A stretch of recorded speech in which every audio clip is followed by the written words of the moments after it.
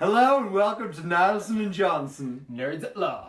And This is part 3. This is part 3 of our MCU podcast. And we're not doing another take of this. No, this is happening as it is. We're pretty tired. We'll do it live for a long time. Yeah.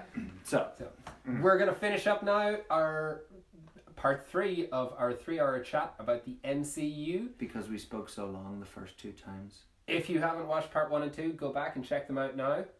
Or you can just be a rebel and watch part 3 just right come now. in where we're at. That's up to you. That's your call. We're not your supervisors. Well, unless you work at Costa, then he could well be your supervisor. But if you work at Costa, you're not watching this. Oh, you're totally watching this. Enjoy. Enjoy part 3. So, Infinity War. Which was followed by Ant-Man, the Ant-Man, Wasp. the Wasp. A very much needed breath of fresh air. Yeah. After Dust-filled fresh air. Ant-Man and the Wasp. Kind of wish there was more the Wasp had to do in it. Yeah. You know, it was quite it was as disjointed as Ghost was.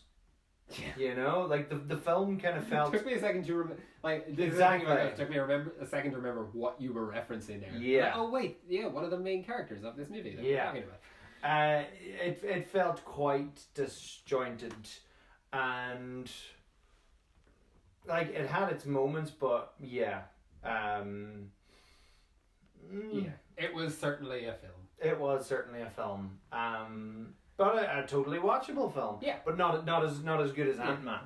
Lots of fun set pieces. And actually a lot more sort of creative use of the technology in it. Like if you look at their lab, if you look at the background of their lab, you have like it's powered by Duracell batteries that are and half the stuff in the lab, there's like Lego pieces making stuff in the lab. That's cool. I need to rewatch that film.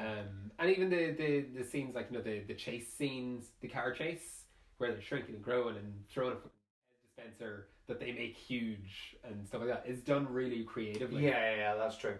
Where the fight in the kitchen where she blocks the door with a salt shaker. Yeah, that's what I like, and it's similar in the way of the Iron Man tech is the shrink tech has improved because it's clear that they've been improving. They've been whenever Scott shows up in Civil War, he's saying he has been working on Giant Man. Well, he has, and he has been giant. He's like, we did this once before, and I mean, so he has actually done it before, so that's quite interesting. But yeah, no, Ant-Man and the Wasp, it was definitely a needed breath of fresh air after the heavy, because that's the one thing I thought Infinity War was fantastic, was just that last little piece of music. Excuse me, as Thanos just sits down, and it's just that little gorgeous cello, and it builds up, and it just ends. One of my favorite musical things, A Tear to Picardy, where something is entirely in a minor chord, or to those less musically inclined, it sounds kind of sad, and the final chord is major, which gives it a little kind of happy, triumphant tone. And so it's this really, really sad dirge of a cello solo, and then just and it's just beautiful, like it's almost hymnal in that way, and it just finishes with Thanos with his little smile. And then black, and I remember just watching that the first time. The audience was just like, oh, yeah. I just remember that, like it was a combination of silence and a combination of oh, and we're all just sitting there silently waiting, just kind of digesting, and then Avengers: Infinity War shows up, and then it dusts off. Yeah. And then the credits roll. And everyone's just like, oh shit, they're not giving us any hope. I love it. I love actually the post-credit scene of that movie with Nick Fury and Maria Hill, where you just get the hint of how it's affecting the real world. Yeah. Yeah. A few cars hit each other, and then he looks up, and there's a helicopter coming down, and you're like, oh. Wonder what happens that guy when he got blipped back in. Yeah.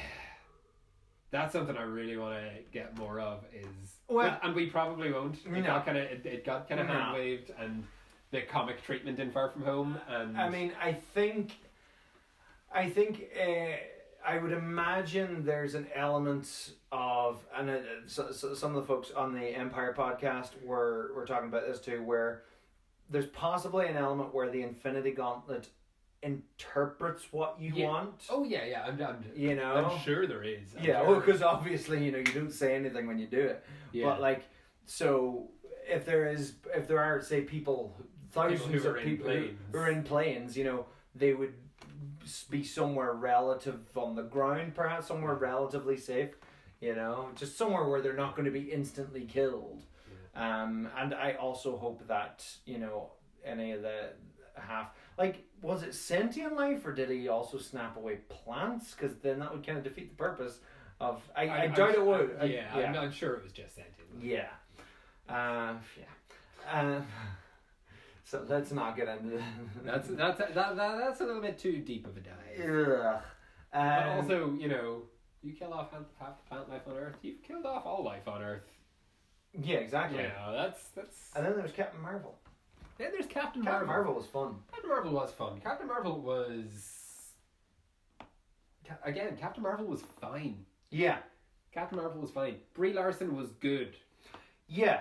Brie Larson was really good in that movie. Brie Larson was very underplayed, and I can understand why people didn't think like her in it. But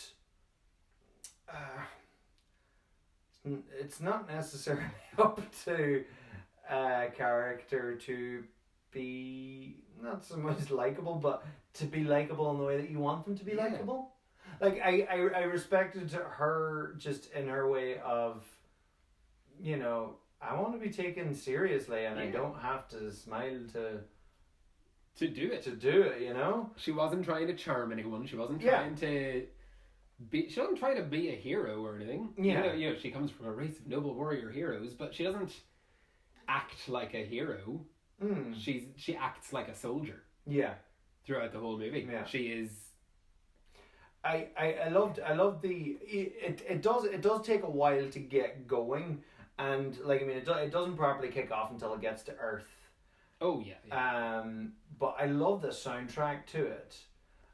Some of the score, my favorite bit of it is the as they're going on their first mission. It's just this really cool synth. It's really cool.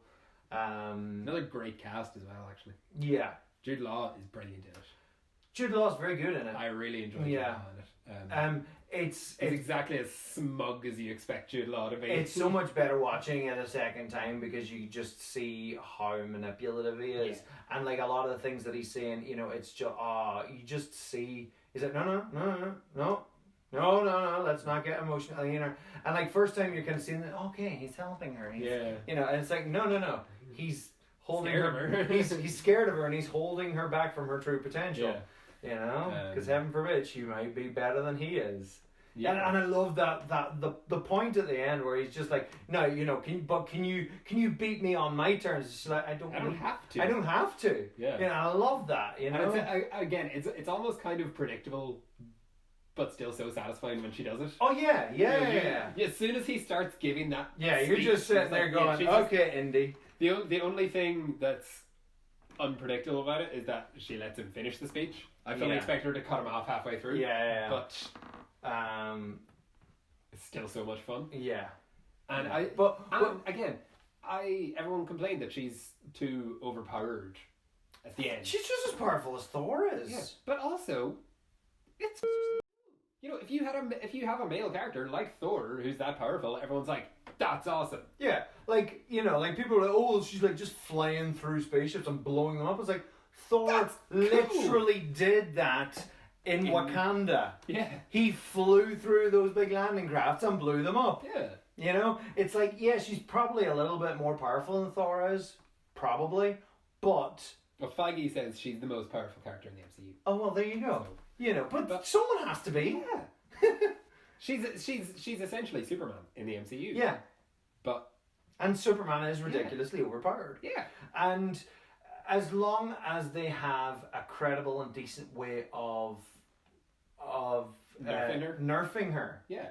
you know, and and that's the thing, you know, you put someone else in danger, so she's like, I can't just go in all guns blazing. Well, that's it. Like Endgame, it makes perfect sense that she's not on Earth the whole time, Yeah, because there are thousands of planets out there where the same thing is happening, yeah, and it makes sense that she would be out there helping them because they don't have the Avengers. It makes perfect sense. yeah. Oh yeah, and that little throwaway line that she has, where she says, well, you know, and not everywhere else has people like you.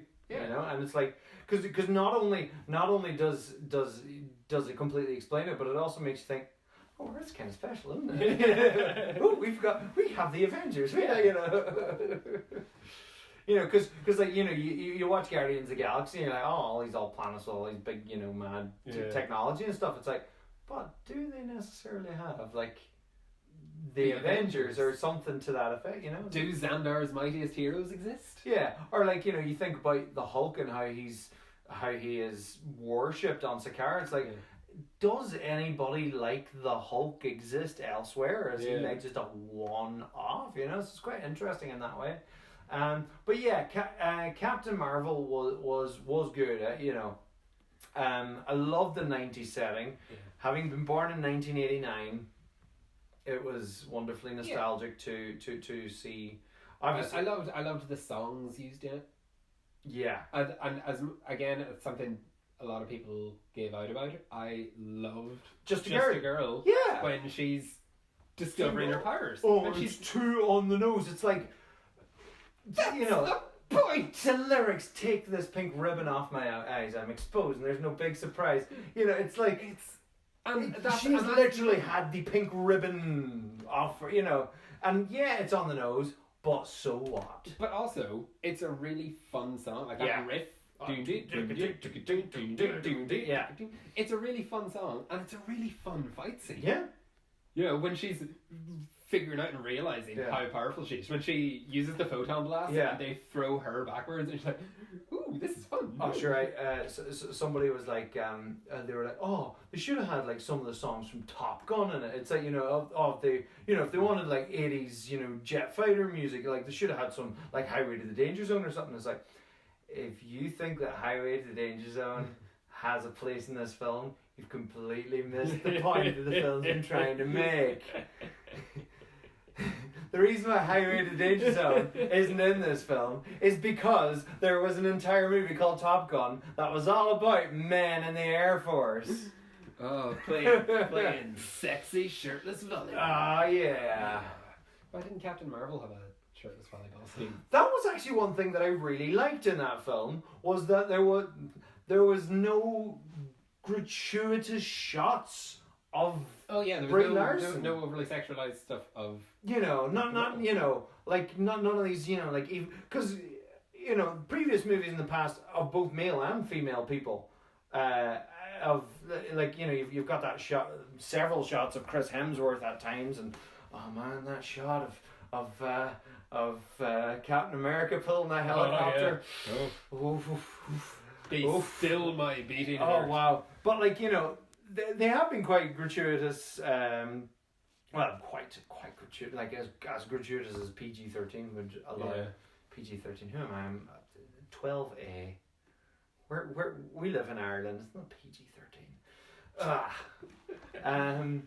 And so we're allowed to go see movies when we're 12. But yeah, so it was quite refreshing in that way to not just have, oh no, she's on the skin tight thing, and you know, it was practical and it wasn't low cut, and it was you know, and it was just that. But as well, it wasn't like spandex. But like, I mean, it was form fitting, but it wasn't. It was kind of like the difference between and even though the Amazon costumes in Wonder Woman were, you know, even more revealing, but the difference in the costume design between Wonder Woman and the Amazon costume design in Justice League, they're much more scantily clad in Justice League, and it's Oh. really and it's Yeah, like I didn't know. this is what happens when And you have a female director Yeah. versus Zack Snyder. you know you're like, oh, that's interesting. But yeah, that was something that was quite refreshing in Captain Marvel. But yeah, Captain Marvel, good.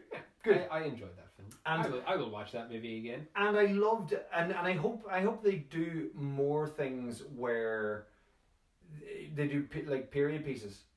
Oh, very much. Because like I loved even just that thing of integrating the Tesseract into it all. Yeah. And I was like, that's cool, but you know, it brings it in and it makes It links it to the other characters. yes.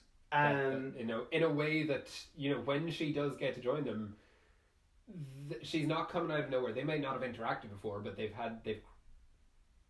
crossed paths in a way before. and You I know, know she has been linked Yeah. to Nick Fury. She's been linked with the Tesseract. yeah. There is a history there. And I So know they come some together. people were annoyed with her in what was it? Some people were annoyed with her some people were annoyed with the way the reveal that Nick's eye got clawed out by a yeah. I mean, you know, I wasn't upset with it. I wasn't hugely fond of it. no, I wasn't but- usually fond of it, but like I mean just this kind of thing of like, oh, what? Did you want him to be in a fight where someone's like, and you know, it's like, what do you want? Not only See- that, but when you look at the design in previous things, you do see claw marks on Yeah. it. So I think It was a bit the cheap. only other place I can think of that would have fit would have been if Talos had done it to him when they're fighting at Project Pegasus. yeah, Because he trusted his boss.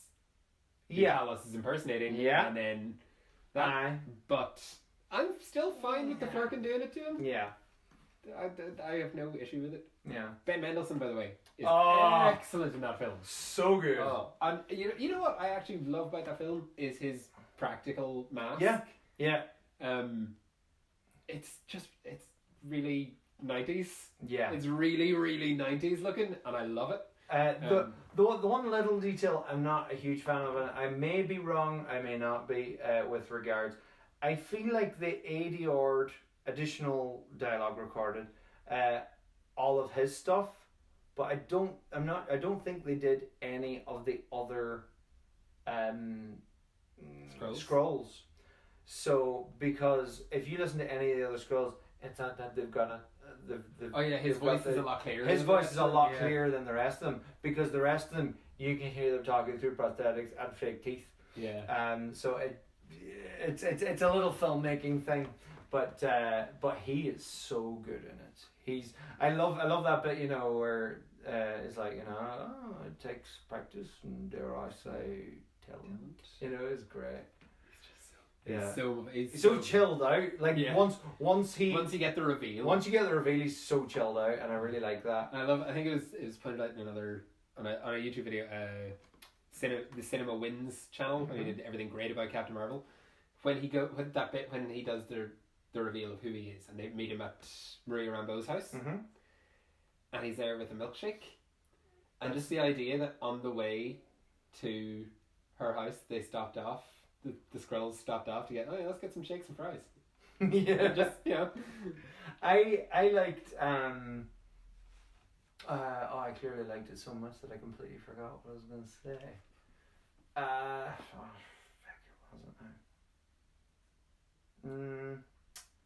No, I think it's gone. Oh, that's what it was. I remember now. I loved the sequence where they were in her head. I both loved it and I didn't, in that there was a lot of stuff in there that I feel was shot to be used differently. Like I feel there's a ton of deleted or repurposed footage in that film. Like a lot of that flashbacky stuff I feel may have been shot with a different because I ordering feel of the movie. I feel one of the girls playing young Carol, the wee girl who was in Haunting of Hill House, which you need to watch if you haven't watched it. It felt like there was so much more to that whole bit. But that being said, I loved that concept of going into someone's mind. But the way they do it, it's almost like a hypnosis, because it's a technique that Darren Brown has done. Oh, to remember details? Yeah. Yeah. Where, like, you know, where he had a guy just scan books and then later was able to recall these pages, see these details, and he ended up, and he went into a random table quiz and got a lot of the questions right. But just that thing of where she's in the memory and she is looking at, what's her name? The Marvell. And she... Wendy Lawson. Yeah, Wendy... The name tag. Well, yeah, aye. Because that... And aye, was looking down at the name tag or looking down at the coordinates. Because that is something that we can do with our memories. If we go back to a certain thing, it's like you can really concentrate. And you can remember those details. And you can remember those details if you really concentrate. Yeah. And I really liked that detail in the film. But enough about Captain Marvel.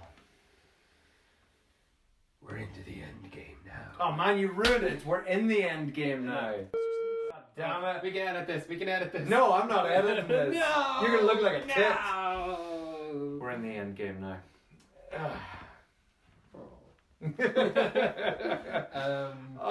End game. What a movie. I've seen it, I think, 4 times in the cinema.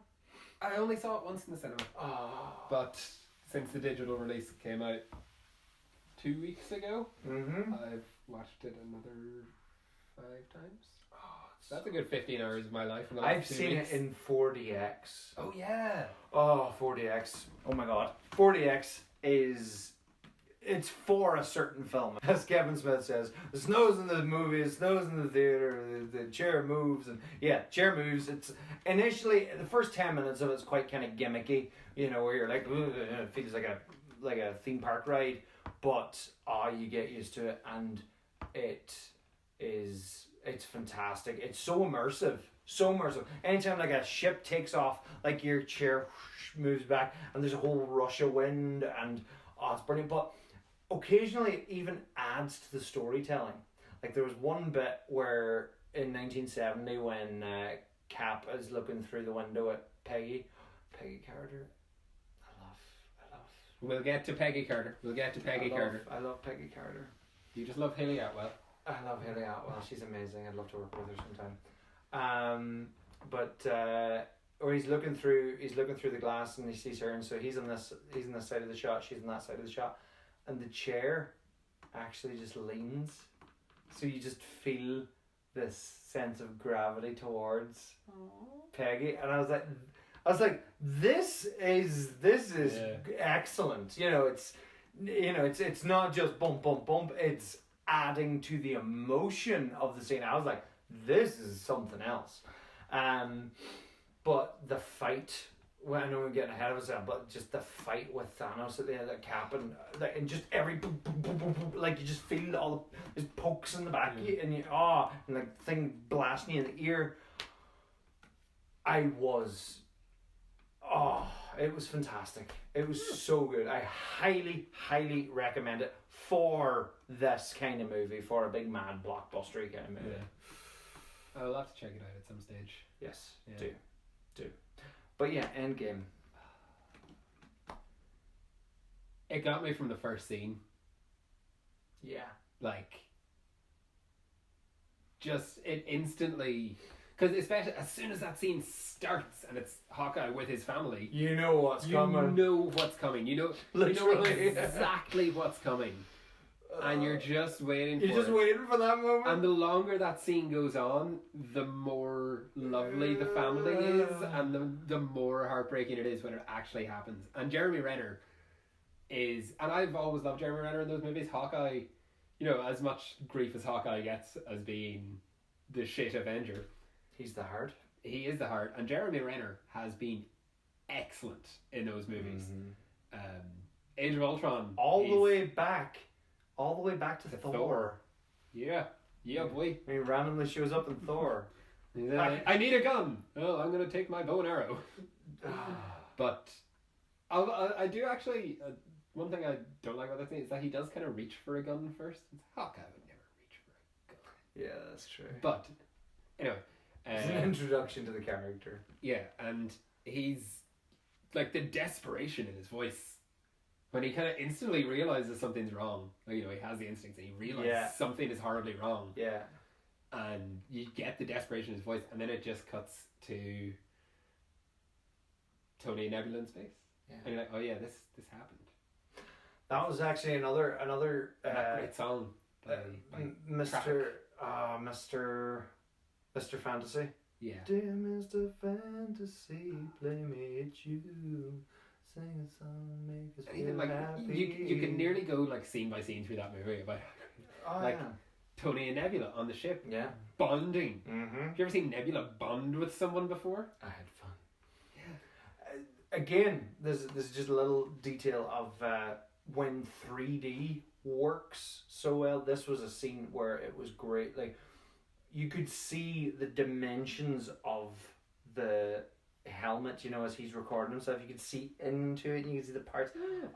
But something that it did exceptionally well was really gave you the scale of how tiny that ship was in the vastness of space. Because when you're watching it on a screen, look, you see it and you get it, but you see how far that is from that.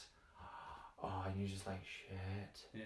It adds to the isolation. Like, that's the thing. Like, good 3D is wonderful. But it's such a good movie, though. I mean, where to even, like, what do you talk about that hasn't been done today? It's just time travel. Yeah. So what's your problem with? Sorry, all listeners, for that very loud clap. Yeah, my issue with Hulk in this movie. Okay. I love Professor Hulk in the movie. I love the character. I love how much fun Mark Ruffalo is having with it. Yeah. He's hilarious. He's really well done. His voice is too high pitched. He has Mark Ruffalo's voice coming out of a big giant body. And I can understand your gripe with that. Just physically. Just should have been pitched a bit deeper. Yeah. Yeah. And it takes me out of it. Like, it just instantly makes me. Well, it is a little bit deeper. It is it should, but not enough. No, whenever I'm looking at it, I'm just like, that's just Mark Ruffalo in CGI.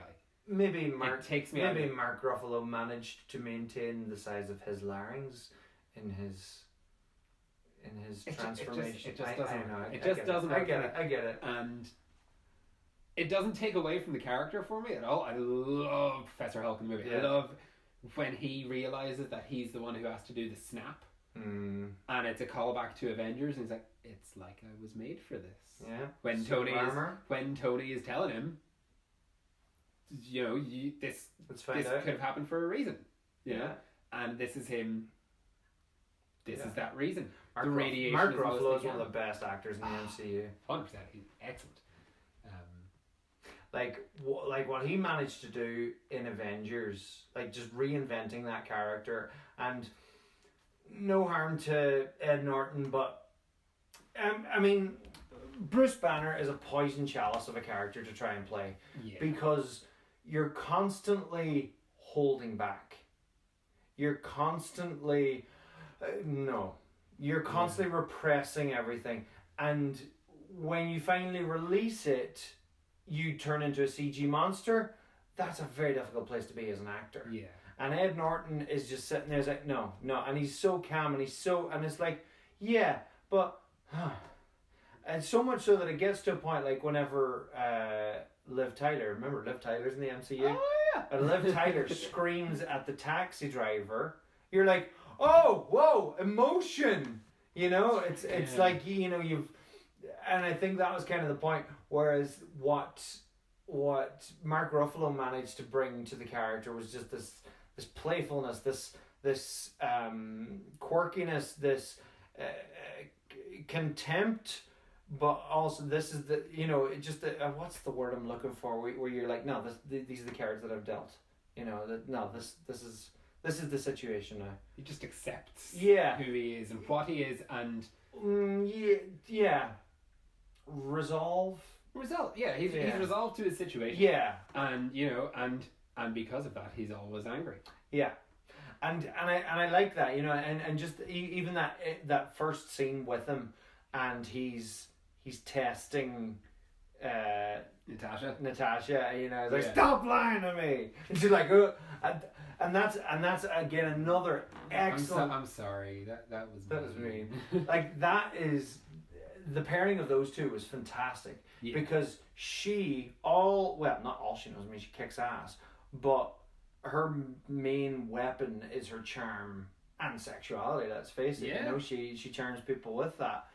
And she knows that this is or particularly the Hulk, you know, because she's trying her charm on Bruce, but she knows that she can't. Well, as we discovered, he can. But like that scene, that very first transformation in Avengers is fantastic because it's pure horror. Yeah, it's pure horror, so good. And it's so. I remember when I was a kid watching the TV show, the live action TV show with David Banner, and like I was really young. I was like 3 watching it, 3 or 4. And I remember whenever he would transform, once he was the Hulk, that was one thing. But that transformation sequence always really scared me. And I'm just actually getting flashbacks of it now. It would really freak me out. And every time I see that transformation sequence in Avengers, I get back to that and just that, ugh. And then just how fast he is. Like, you know, you just see him. And like just running through. What I like about that transformation that we don't really see in any of the later ones is it looks painful. Yeah. And it looks as painful as you would expect your entire body changing to look. Yeah. You know, you can almost see bones shifting and all that. Now, they did that a little bit in the first Incredible Hulk, but I didn't like the way they did it in Incredible Hulk. No. And the design for Hulk in Avengers and Beyond was so much better, where like he was dead ripped and it was like he was constantly tense in the first one, but in later ones, you know, there was a leanness to him, you know. There's excellent design, but no, that pairing was brilliant. And so seeing that character progress throughout all those films was fantastic. And seeing it come, like, you know, in Infinity War where Hulk wouldn't come out, and like I love that bit in Infinity War where Thanos beats the living shit out of him, and he does it in a way that is, you know, like he slams him on the ground like Hulk slammed Thor and Loki, and the music literally goes dun dun dun, and you're just like, and it does it at the start of the movie, and you're like, oh shit. You know? And he did that without using the stones. And this is the interesting thing a lot of people were chatting about, you know, where they were like, you know, how powerful is Thanos? And Thanos seems to be more powerful at the end of Endgame than he is at the end of Infinity War. And it's like, the stones take a toll. And the more power he gets from the stones, the less power he uses himself. And it's almost as if, you know, like each time he puts on a stone, like it almost hurts him. It hurt you. Well, I mean, it does hurt him. You know, it nearly kills him. And so I feel that as the film goes on, like, you know, because at the end, when he shows up in Wakanda, he's just using the stones the whole time. He's just, you know, and like occasionally he goes to grab Cap, and Cap's able to hold him back, and, you know, even if it is for a second, but no, I find that quite interesting, and I think that explains why Thanos is so powerful in Endgame. But yeah, Endgame, time heist. That was just, it was a love letter to the fans. It really was. And know? I mean, it was a good chunk of that movie was fan service of the highest order. Yeah. And there's not a damn thing wrong with that. When done right, fan service is fun, man. Fan service that serves the story. Yeah. You know, and like, you know, the whole briefing sequence where they're sitting there trying to work out where all the things were, like, that's like the kind of, that was like the discussions that people were having leading into Infinity War. We're going, so where are the Infinity Stones? Where is the Soul Stone? You know, what are your thoughts on Brothor? Brothor? Oh. Lebowski Thor. For the most part, I really liked it. Being a man of about that size, it's nice to be able to say that I have the body of Thor. You can cosplay Thor now. I know, right? But it was a mixed bag. Yeah. I felt the fat jokes went on a little bit too long, but not only that, and this is kind of the thing that has gotten to me, and it's not so much in the film, but just in the general discourse of it, is that he's not that fat. Oh yeah. You know, like it wasn't a nutty professor fat suit. Yeah. Like he is a beer belly. He's got a dad bod. He's got, you know, and how that is framed as fat. Big fat Thor. You know. Yeah. And I get that in comparison to the perfect abs that he had, etc., etc. I just find it a little bit problematic. But that's outside of the movie. Yeah, that's inside of the movie, bar the cheese whiz line, which I was like, dude, we get it. He's fat. Yeah. But is it? I do see that as them. It's not so much that he's fat. It's just that he's let himself go. Exactly. Yeah. And, I get that. He's drunk all the time. Yeah, and that has. Oh yeah. Oh no. And don't get me wrong. I thought that was fantastic, and it was very smart in the way that they did that to his character. And that's the thing. It informs his character.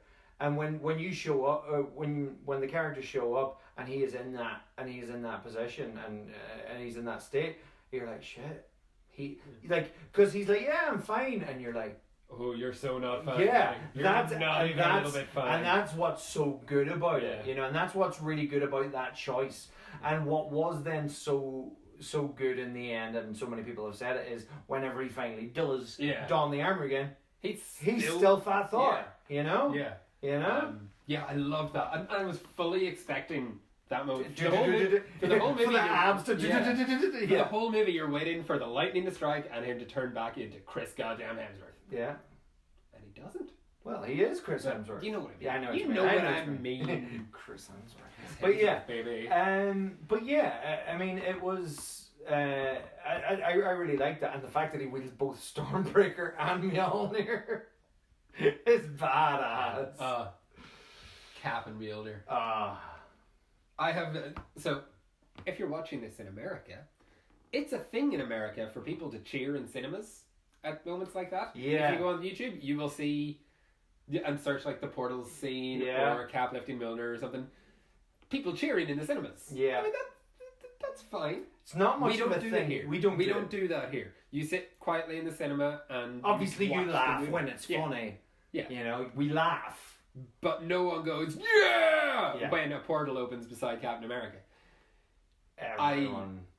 I this close, man. This close. Oh no, I have been to cinemas where people cheer at the Mjolnir moment. Oh. Or well, not so much a cheer, just a oh. Yeah. I did get a bit of that. Yeah. But I mean, when Thor said, "I knew it," I was this close. I was like, yeah.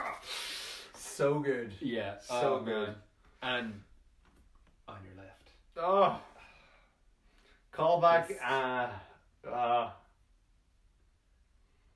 That whole sequence, the whole portal sequence is just. It's that moment from the Avengers with the camera circling around them. Yeah, exactly. On crack. Yeah. Where you're just like. You've gotten to that point, because like I remember even the first time that I watched it, again I had that similar moment because I always had at the back of my mind is like, well, if everyone snapped back, then where are they? Where are they? You know, so I always had that at the back of my mind, and I was not expecting them to enter the way that they did, which was excellent. But like, you know, but still, the movie, much in the same way as Infinity War gave you hope, this movie kind of brings you down, and it gets you to that point where you've just got that one shot of Captain America standing against the entire army. Oh, it is.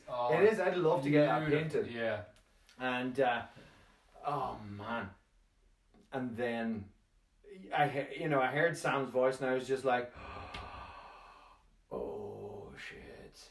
But like, but what you don't expect, you do expect the Avengers all to come, and you do. Yeah. In your mind, you're like, yeah, everybody's coming. You don't expect the armies.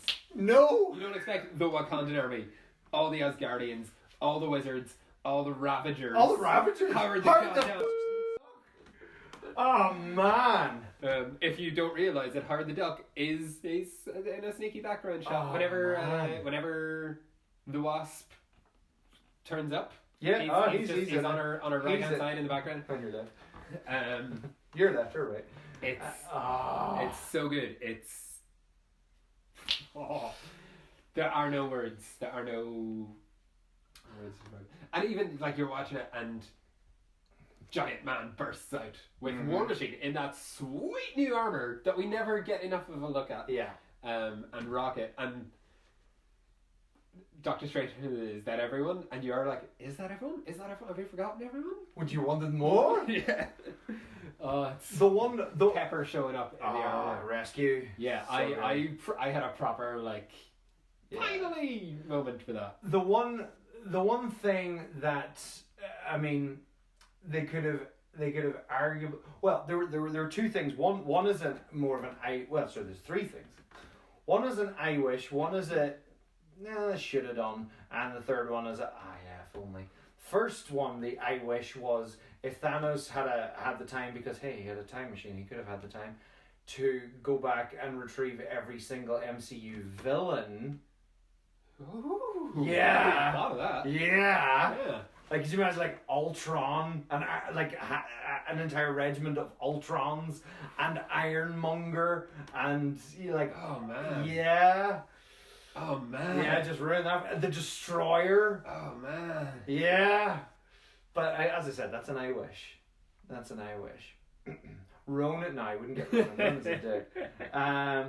But then this one is more of a, they should have had him, but... was what's the name of the character? He's like the Vizier in Infinity War, and he gets in Avengers, and he gets killed by Ronan. Oh, the other. The other, yeah. The other should have been there. Yeah, no, that's fair enough. Not because he should have been there from. Yeah, from 2014. 2014. You know, yeah. he would have been there because that was before Ronan killed him. Just right before Ronan killed him. Yeah. So he should have been there. That's just a little continuity in universe thing that he technically should have been there. But then again, he wouldn't necessarily have been leading the army. No, but as my kind of in universe kind of brain was like, well, maybe Thanos left him behind to see you take care of things while I'm taking my entire army into Maybe another he's on the ship. Yeah. Maybe he's on the Sanctuary. Yeah. Yeah. Let's do that. He was there. And Captain Marvel killed him.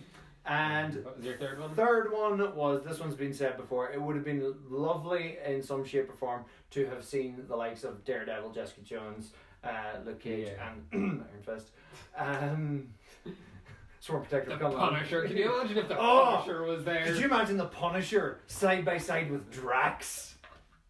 Oh, best friends. Wouldn't they? Oh. Wouldn't they? Oh, I'll have a go with that.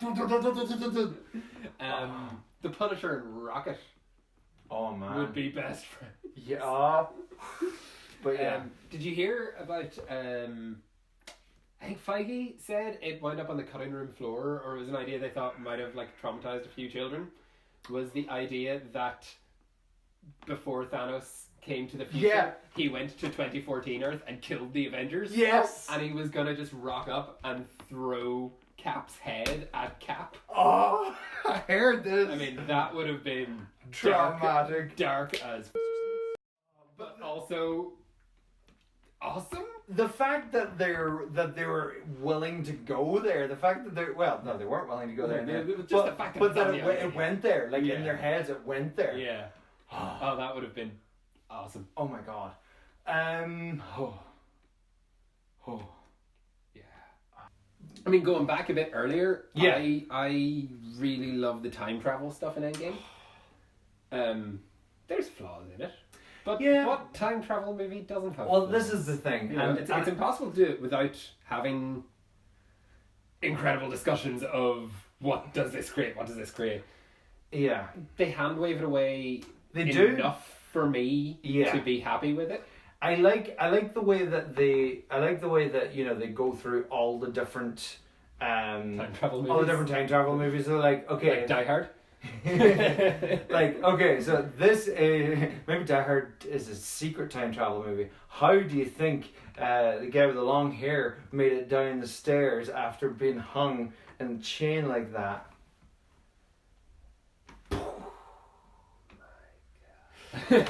So beyond that, yeah, like I really like the way that they're like, okay, so the way that you think time travel works in movies, No, doesn't work. None of that. But not only that, but their depiction of time travel, if ever would be possible, makes a lot more sense. You know, just in with regard, you're never gonna have that situation where someone blinks out of existence. Or at the very least, you most certainly are not going to blink out of existence, because what is going to cause you to blink out of existence? Yeah. You know, your present is constantly present. You know, so if you go back in time, you're what was the past is now your present. Yeah. You're there now. You know, so even if you were to kill but it's, I suppose what they've essentially created is like a time bungee cord. Yeah, that's what they've done, where they go back in time and are able to get pulled back to where they were before, and that makes sense. I quite like that concept. Even the way Tony describes it, it's a time-space GPS. Yeah, you know, it's navigating from the point in time and space where you are now to a different place in time and space, and it brings you back to that place. And I mean, they demonstrate how difficult that is in the Scott Lang sequence. You know, I love even the way they describe it, and it's so, again, almost hand waves, like, instead of pushing him through time, you push time through him. Yeah. And that doesn't really make sense, but it makes for a really funny sequence. Exactly. Time travel! Time travel! Yeah? He's so good, I love him. And like they showed how difficult time travel was, and that, you know, even with Banner's great mind, he wasn't able to crack it. He got close, but he wasn't able to crack it.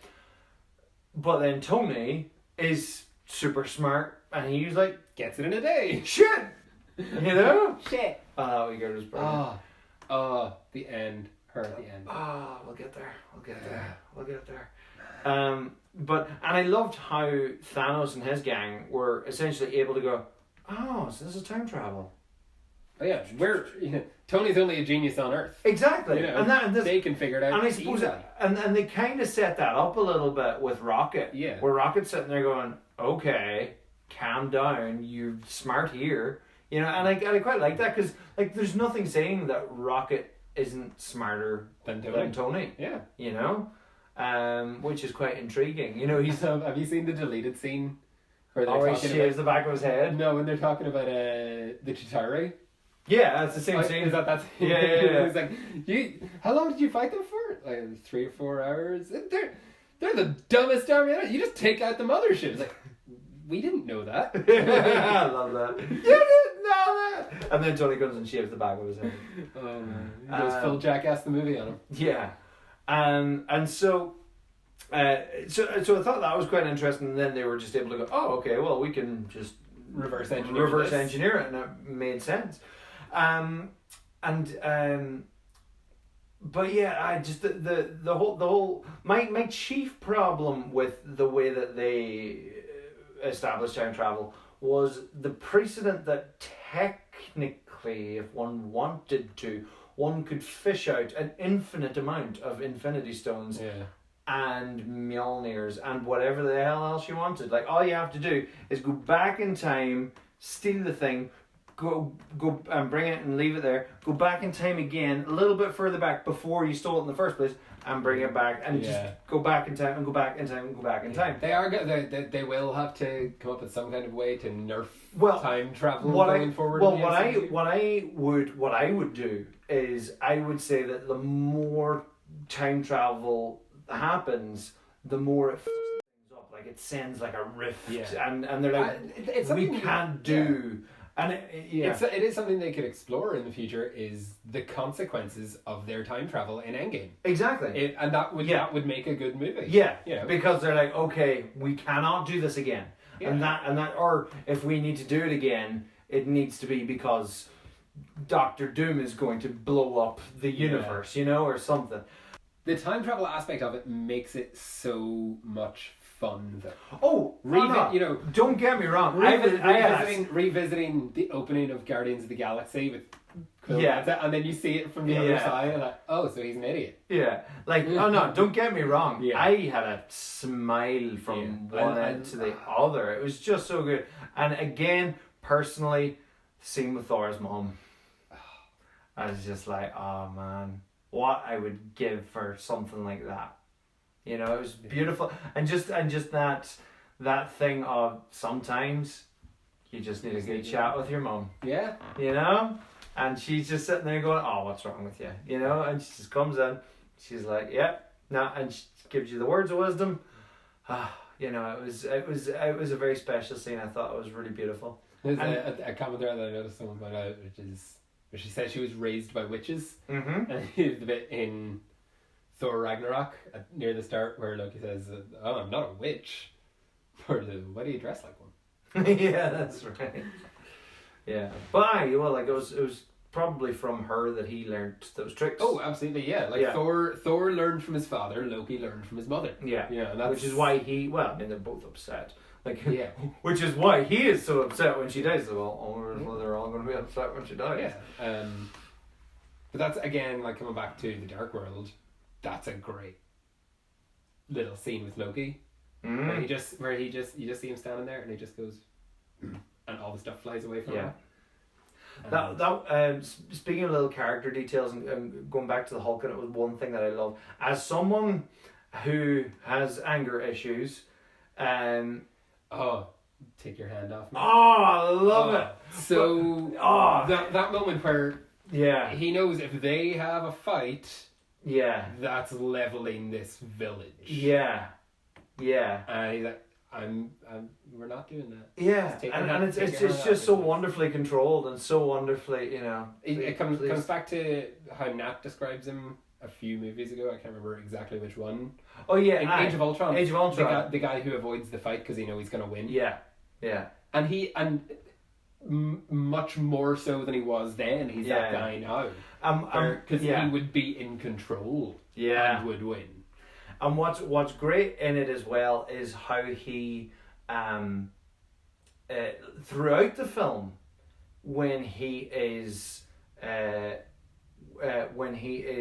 confronted with aggression, you know, the way that he deals with it is really interesting. Like, is it the bit? Who shouts at him when they're discussing the PIM particles? Is it? I think it's Scott himself who's like shouting at him, and he just has a little smirk on his face. He's like, oh, okay, you're gonna shout at me. That's cute. Okay. You know, like I really like that. You know, what a regular size man. So good. Don Cheadle was hilarious in this film. Don Cheadle is hilarious in general. He's just great. For anyone who hasn't watched it, watch The Guard. Yeah.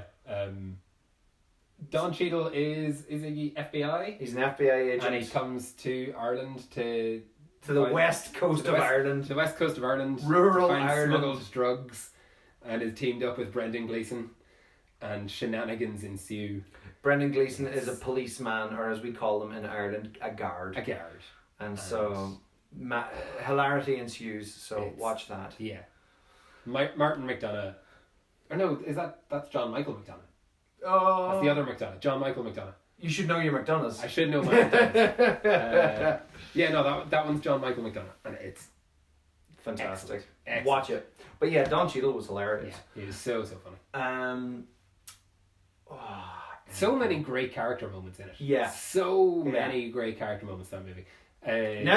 Nebula is excellent. What was the one I was going to say? Scott meeting grown-up Cassie is such it's a tearjerker of a moment. Yeah. And Paul Rudd's fantastic. Excellent in that moment. Where he still has the quippy thing, but there's so much emotion to it when he just says, "You've got so big." Paul Rudd's been in Donegal. Has he now? He has. Has he now? Yeah, Paul Rudd was at a stag do, a bachelor party in Donegal in Killybegs. Oh. With Peter Dinklage, no less. What? Well, I mean, like, we know Peter Dinklage has but at the very least been in the north of Ireland, but whose stag party was it? I'm not sure. That sounds like great. I want to go to that party. But yeah, so Paul Rudd and Peter Dinklage were at a stag party in Killybegs.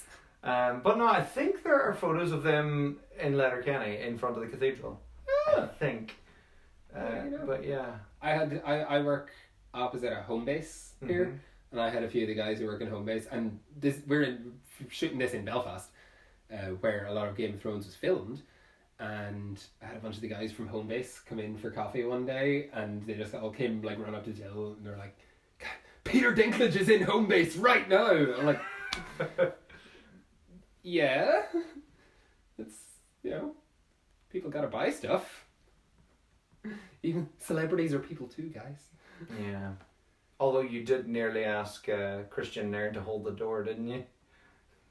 You know what? He was in a few days ago, and he was going in. He was in a couple of days ago. Yeah, like he's in. This is the guy who plays Hodor. He's in every so often. He's not a regular, but he's in every. He turns up every so often. Comes in with who I presume is his mum, and I swear, as I was leaving the other day, I had just left the shop, and I turned around and he was walking in. I'm positive I saw him holding the door for someone who was walking out.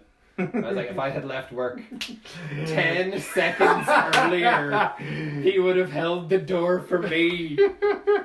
He held the door for us all. He died holding the door. Spoilers. He's a big dude. Yeah. Lovely guy. Really quiet guy. Yeah. Nice guy. Until you get him on the decks. Yeah. I should have gone to Rave of Thrones. They did it here not too long ago, just up the road. So Endgame. Anyway, Endgame, yeah. Endgame. I get caught up in all the different little character moments in that movie. Like, there's not 10 minutes goes by that doesn't have a great personal character moment in it. There's just so many. I do hope that the Black Widow solo movie will help her death. Yeah. You know, I watching it again the other day. It's not the way you necessarily wanted to go out, but I did appreciate the scene a lot more rewatching it the other day. For the first time, I really appreciated that scene. Jeremy Renner again he's brilliant at it. I just... It's just a bit too low key. There's something about it. I just... And I get that they were hearkening back to I don't know, was it the Thanos Gamora scene there was so good. Yeah. Was so good. And because they used the same musical cue. Yeah. When she falls. I think an issue, a part of the issue with it is that we don't really get the time to digest it. Because you have that scene, and then you get the 30-second scene of the other 5 original Avengers by the water talking about her.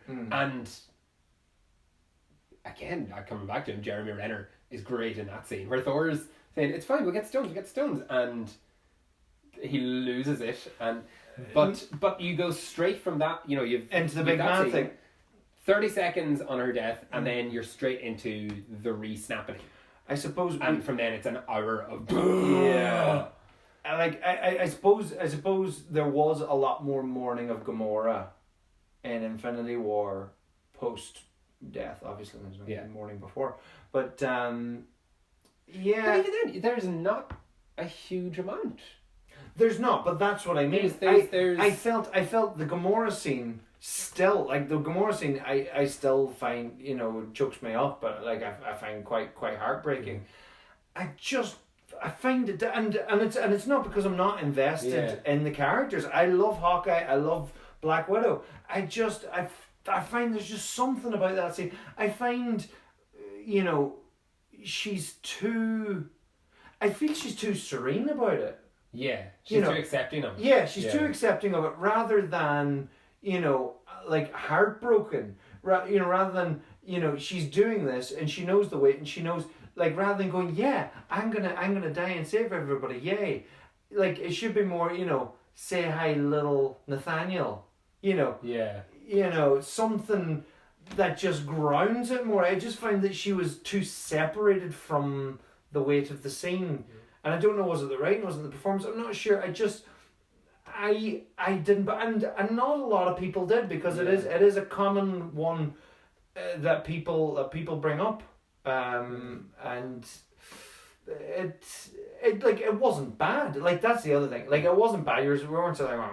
I think a little part of it as well could be the fact that going into Endgame, we were expecting people to die. Yeah, but Iron Man dying, I'm bawling my eyes out. Yeah. I'll cry at anything. But I don't, like, that's the thing. I will cry at anything.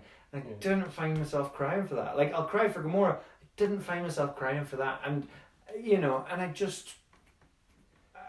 that's what I say. Yeah. I hope that the solo movie can help enhance that scene, and I'm willing to let it, not that it should be reliant on that, but I'm willing to give it the benefit of the doubt that hopefully it can. Yeah. And have you watched Stranger Things 3? Watched it. David Harbour is in the Black Widow movie. Yes. Playing a character called Alexei. Oh yeah. Yeah. That is nice. That is nice. That's very. That's. I loved Alexei. This is Dublin. I don't know. But which I'm also really looking forward to, just because David Harbour. Yeah, David Harbour's excellent. I need to watch he's got a new thing on Netflix now. David Harbour's Frankenstein's Monster Frankenstein or something. It looks weird as hell. It's like David Harbour has found his father's. It's like a mockumentary type thing where David Harbour has found like his father's old Frankenstein movies that he made or something, and it's him like researching his family history or something, and it just looks weird as hell. But I really want to watch it. It looks great. That sounds insane. Yeah. But okay, so Endgame. I think we've spent long enough on Endgame at this stage to come to. It was Tony Stark. It was sad when he died. Yeah, it was alright. Yeah, no. One of a few times. You will cry at anything. I don't cry at movies unless I'm hungover. I cried at that time. I had a single solitary tear. Oh, I was all bawling. I don't really get that in the cinema. But I had the single solitary tear. The thing that really got me, I'm welling up even thinking about it. Second time round, his message to Pepper at the start, knowing how it ends. Yes. Yeah. You're just sitting there going. What really got me was Happy and Morgan. Oh, yeah. Their little chat at the end where you just see how protective Happy is of this little girl, and it's also lovely because the MCU started with Jon Favreau. Yeah. 100%. Yeah, and I think it's great that he's still a part of it now, and in Far From Home, it's almost a passing of the torch in a lot of ways. But that little scene was like, I'm gonna buy you all the cheeseburgers you want. And I was like, do you know that cheeseburger was a reference to in Iron Man? As in the original cheeseburger? It was the cheeseburger that got Robert Downey Jr. off drugs. It was the first thing. Supposedly. I think. Well, was it not the first thing that he got after he came out of rehab?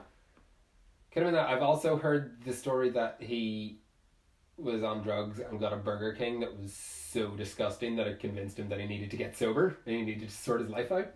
Oh no, I heard that. Or it could have been both. It could have been both because maybe he got out and was like, "Let's try the burger again." Who knows? But so that's what it was. You know, when he gets very back much a reference to his personal life. Yeah. And that's the thing I think is quite powerful about Robert Downey Jr. is kind of what he has come through in his own life. Yeah.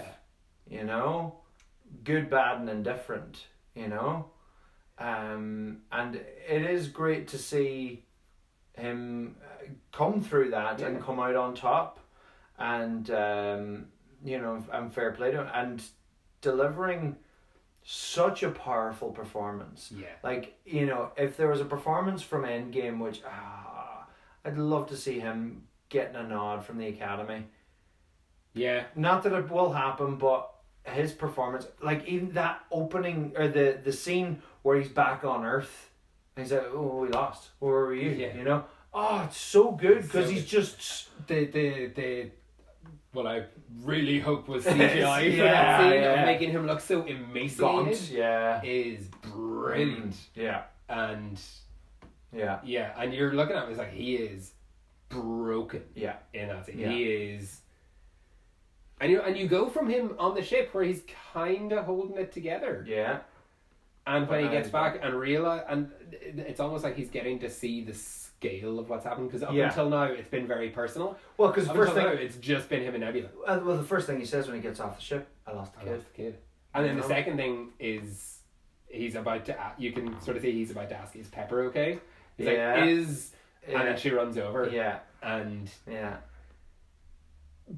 but you know you see that it's not saying like Thanos did, you know, he wiped out half of all life, and it's coming crashing down on him now that it wasn't just the ones out there. Yeah. And that he lost, and he is partially responsible for this in the way that he looks at it. Yeah. But he also has a massive amount of blame laid on Cap, and their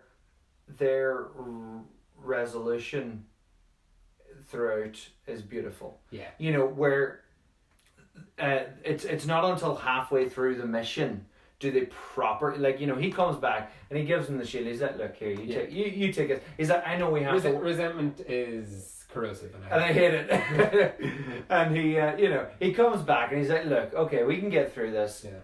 It's fine, whatever."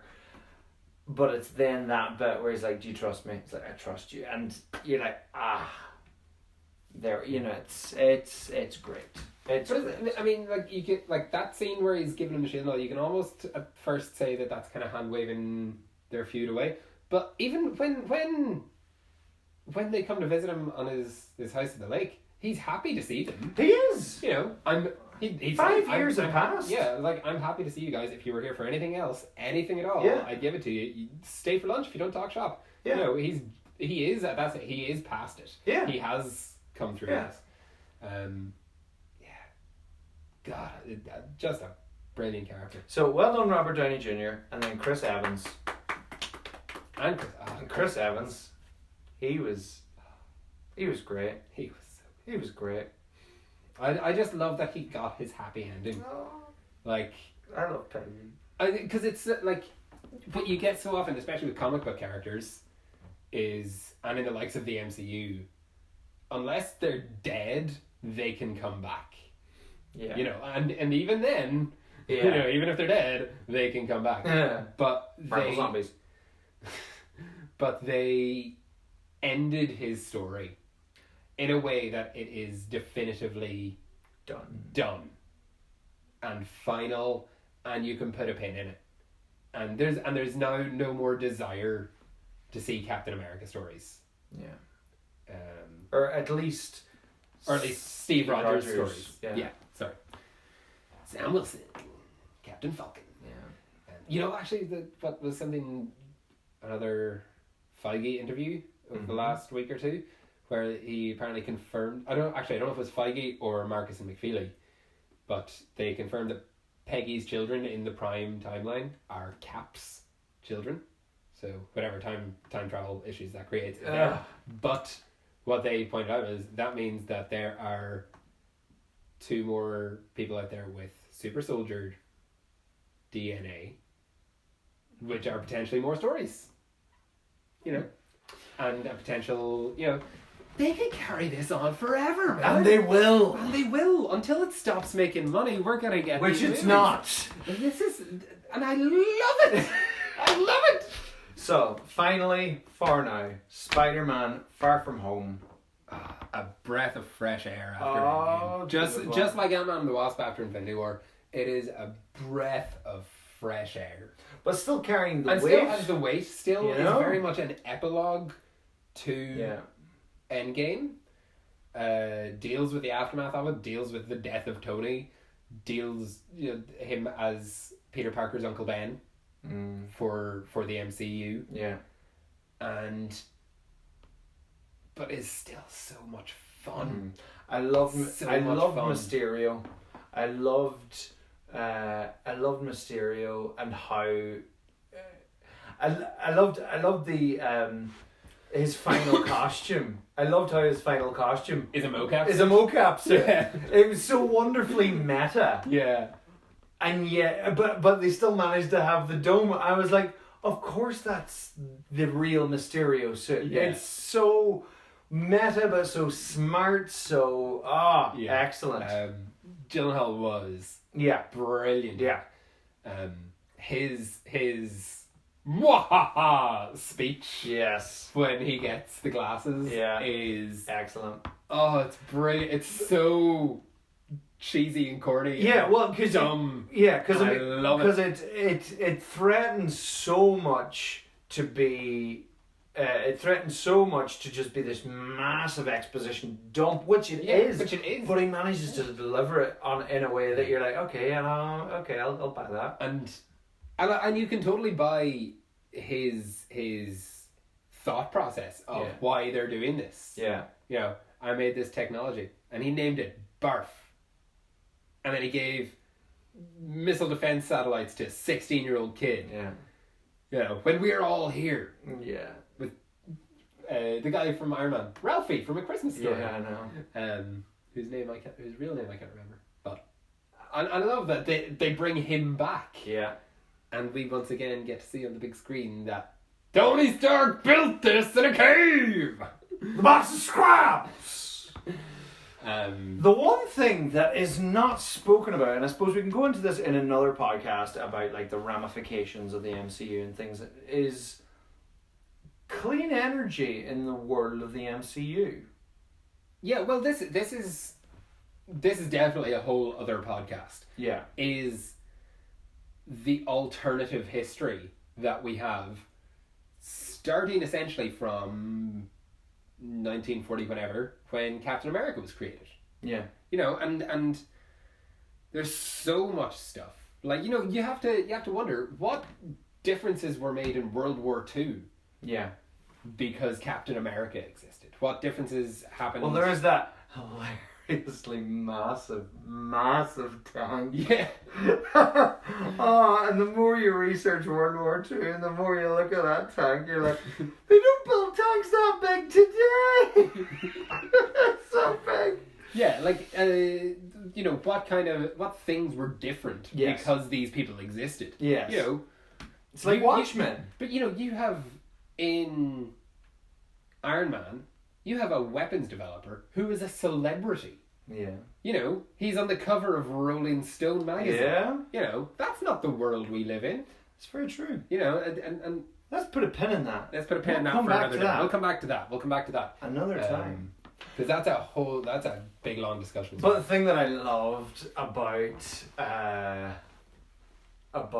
Spider-Man Homecoming, and it was something that it was one of the few absolutely brilliant things in The Amazing Spider-Man and The Amazing Spider-Man 2 was the romance.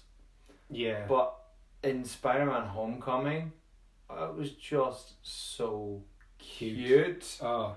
It was so adorable. I loved MJ in that movie. Oh, she's so quirky. Yeah. She's so brilliantly quirky. It's like she loves Black Dahlias because of murder.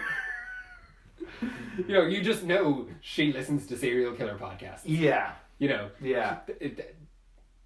It's such a modern teen movie. And it's just so much fun. But I loved Ned and what's her Betty sitting next to each other on the plane. By the time the plane lands, they're a couple. Because that happens. Because that happens when you're 15. And that's because that's what I loved. Like as good as Andrew Garfield and Emma Stone were, partially because they were a real couple, and so their chemistry was just gorgeous.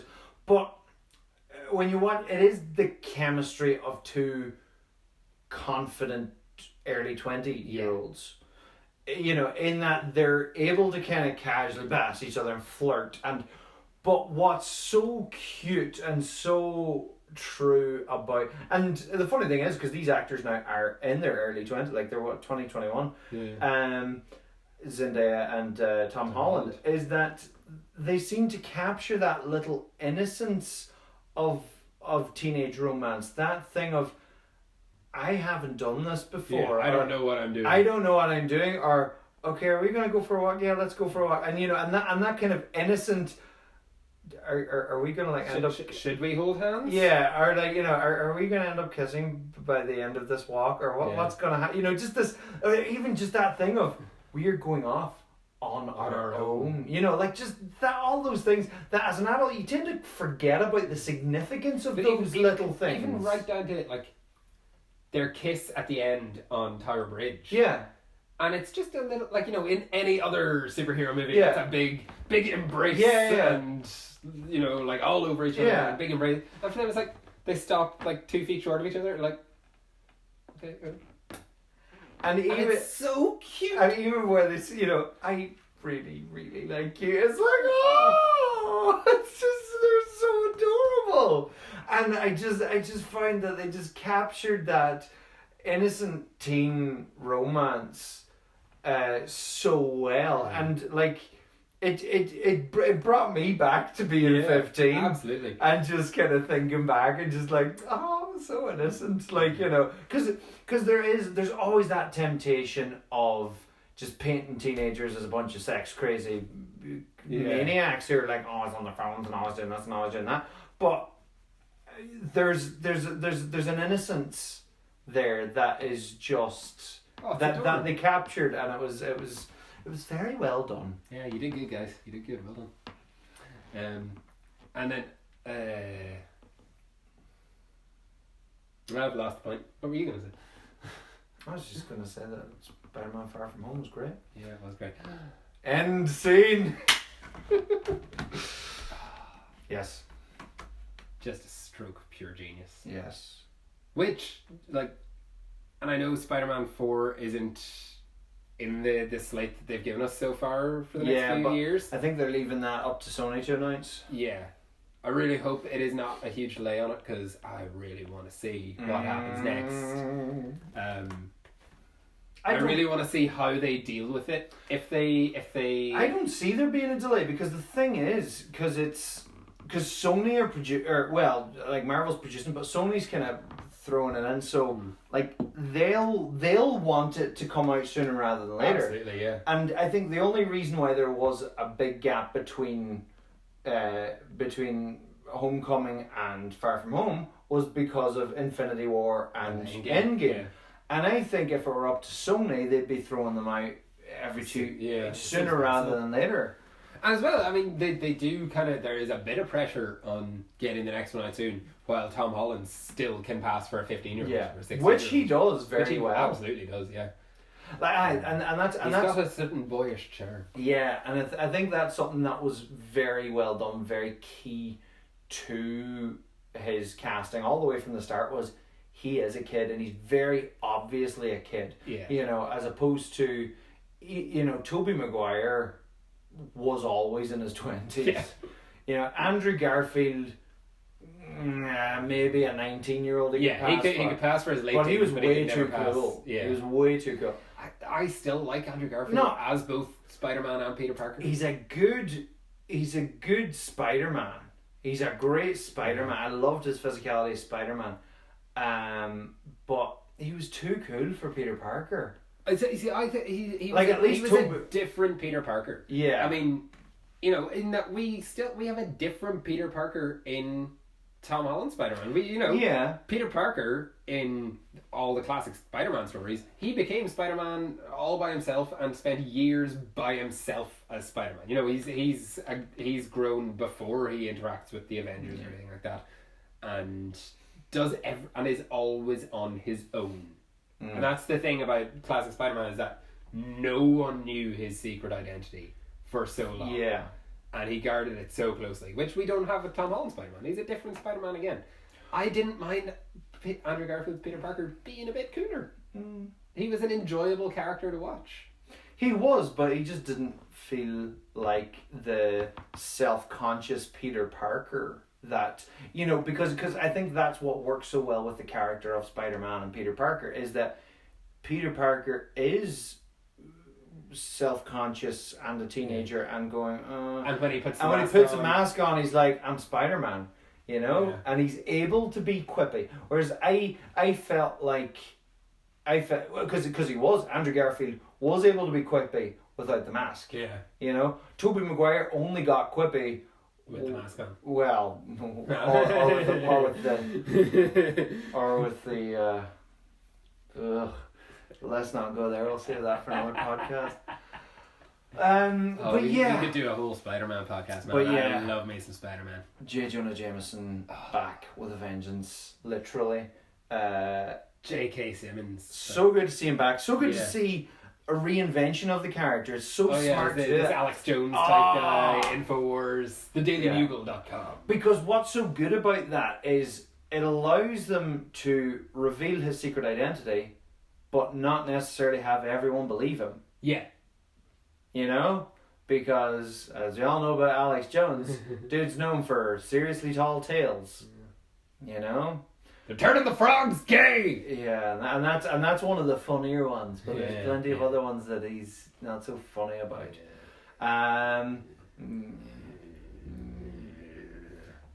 Buy my iodine tablets, you know? Ugh.